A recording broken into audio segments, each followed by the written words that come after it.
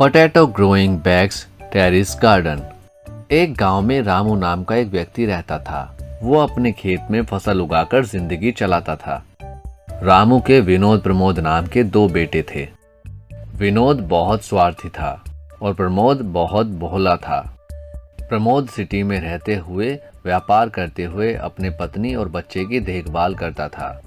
एक बार रामू विनोद को बुलाकर, देखो बेटा, मैं अब ज्यादा दिन तो जिंदा नहीं रहूंगा, इसलिए तुम दोनों को बराबर में जायदाद बांटना है, यूं सोच रहा हूँ। विनोद, ये क्या है पिताजी? वो हमें छोड़कर लव मैरिज करके आराम से सिटी में जी रहा है ना, अब आप उसे जायदाद बांटने की सोच रहे हैं। तब रामू, देखो बेटा, वो हमें छोड़कर नहीं गया, हम ही उसे घर से निकाल दिए थे। और सच कहूँ तो तुम एक छोटी बात का बतंगड़ बनाकर उसे ये वो बोल दिया। वो मन में रखकर बेचारा घर छोड़कर चले गया। उसे मिलने की सोचूं तो सिटी जाना मुझसे नहीं हो पा रहा। वो हमें फोन भी नहीं कर रहा है। अभी कैसा है, कहाँ है? अपने दोस्तों से बताया तो उसका वो एड्रेस पता लगाने के लिए वहीं काम पर गए। 2-3 दिन में उसका एड्रेस पता लग जाएगा। विनोद, ये क्या है पिताजी, ऐसे बात कर रहे हैं? वो हमारे ढूंढे हुए रिश्ते को मना करके किसी भी लड़की से शादी करेगा तो उसे बिना डांटकर ऐसे ही छोड़ देंगे क्या? वैसे हमने मना किया तो चले जाने वाला, आपके बुलाने से क्या अब आ जाएगा क्या? रामू, अरे मैं तुम्हारे बारे में जानता हूँ रे। तुम्हें ये फिक्र है ना कि ये पूरी जायदाद उसी के पास ही चली जाएगी। लेकिन देखो, ये तुम्हारे दादाजी का जायदाद है, तुम दोनों को ये बराबरी में बांटना ही होगा, यूं कहा। विनोद मन में, हट, ये बुढ़ा उसे छोड़ नहीं रहा है, सोचा। अगले दिन रामू गुजर गया तो अंतिम संस्कार करते हैं।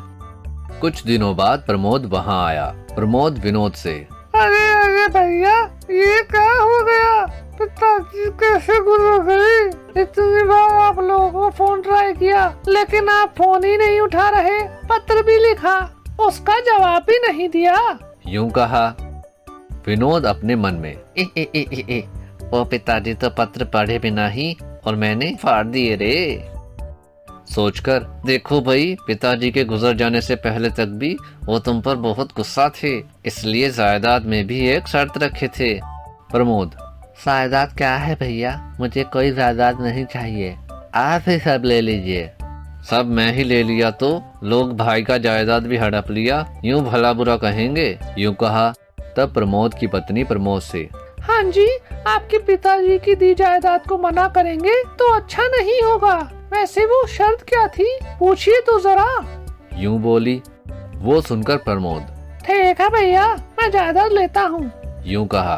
तब विनोद, कुछ नहीं भाई, पिताजी तो किसान थे, उनकी इच्छा एक ही थी, उनके बेटे भी उनकी तरह अच्छे से फसल उगाकर उनकी जायदाद की हिफाजत करें। लेकिन तुम तो शादी करके चले गए ना, अब खेत में फसल उगाने वाले को ही जायदाद दिया, वही खेत को बचा सकेगा, यूं उनका मानना था। इसलिए अगर तुम्हें खेत चाहिए तो तुम्हें कोई फसल उगाना होगा। अगर तुम फसल उगा सकता हूँ कहकर गांव वालों को साबित कर दिखाया तो तुम्हारे हिस्से का जायदाद तुम्हें मिल जाएगा, यूं कहा। प्रमोद इस बात के लिए मान गया। ऐसे प्रमोद यूं अपने खेत में बीज डालना शुरू किया। पानी डाला, छोटे छोटे पौधे भी उगने लगे। उन्हें देखकर प्रमोद बहुत खुश हुआ। फिर अगले दिन खेत के पास आकर देखा तो वो पौधों को किसी ने तोड़ दिया था। वो देखकर प्रमोद को समझ नहीं आया कि ऐसे किसने किया होगा। फिर प्रमोद फिर से बीज डाला, फिर से पौधे उगे, फिर से कोई आकर उन पौधों को निकाल दिया। आखिर वहां क्या चल रहा है प्रमोद को बिल्कुल समझ नहीं आया। एक दिन प्रमोद को किसी की बातें सुनाई दी। तब विनोद और विनोद की पत्नी बात कर रहे थे। ओ जी, आपका भाई और कितने दिन ऐसे ही बीज डालता रहेगा? अब कम समय है, अगर आपका भाई इस शर्त में पास नहीं हुआ तो सारा जायदाद हमारा ही होगा, यूं बोली। तब विनोद, हाँ जी, उसे जायदाद के लिए ही इस गांव से भिजवाया। पिताजी की दी वसीयत को भी वकील को पैसे देकर बदलवाया। इस जायदाद के लिए मैंने बहुत मेहनत की है। अब कुछ महीने बस उसे फसल उगाए बिना रोक सके तो पूरी जायदाद हमारी है, यूं कहा। ये सुनकर प्रमोद दंग रह गया। कुछ दिन बीत गए। प्रमोद विनोद पंचायत बिठाए। विनोद वहां प्रेसिडेंट और बाकी मौजूद लोगों से, श्रीमान, मेरे पिताजी के रखे शर्त के अनुसार प्रमोद फसल उगा नहीं पाया, इसलिए अब ये जायदाद मुझे ही मिलेगी ना। तब प्रेसिडेंट, रुको विनोद रुको, तुम्हारा भाई फसल नहीं उगा सका, ये किसने कहा? हमारे घर पे आओ, कहकर विनोद और गांव के बड़ों को अपने टेरिस पर ले गया। उस टेरिस के ऊपर कुछ बैग रखे थे, वो क्या है वहां मौजूद किसी को समझ नहीं आया। प्रेसिडेंट प्रमोद को इशारा किया। प्रमोद एक बड़े चाकू से उन प्लास्टिक बैग को काटा। बस उन बैग से आलू नीचे गिरे। उन्हें देखकर वहां मौजूद सारे लोग दंग रह गए। प्रेसिडेंट, देखो विनोद, तुम क्या हो और तुम्हारे किए धोखे के बारे में हम और सभी गांव वाले जानते हैं।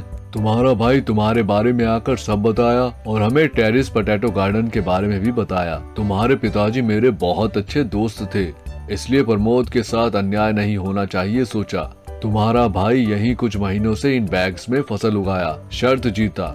देखो विनोद, एक ही गोद से जन्मे लोग ऐसे स्वार्थी रहोगे तो तुम्हारे पिताजी की आत्मा को कभी भी शांति नहीं मिलेगी। वो हमेशा चाहते थे कि तुम दोनों साथ मिलकर रहो। तुम्हारी इच्छा अगर सिर्फ जायदाद पाना है तो मेरा जायदाद देता हूँ, ले लो, लेकिन ऐसे खुद के भाई को धोखा देना बहुत गलत बात है।